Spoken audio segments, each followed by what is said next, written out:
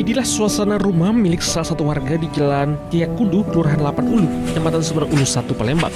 Rumah berlapis super rapuh dengan kondisi atap berlubang-lubang ini dihuni oleh 4 bersaudara. Rumah tak layak huni bak kandang ayam telah menjadi tempat perteduhan mereka selama puluhan tahun.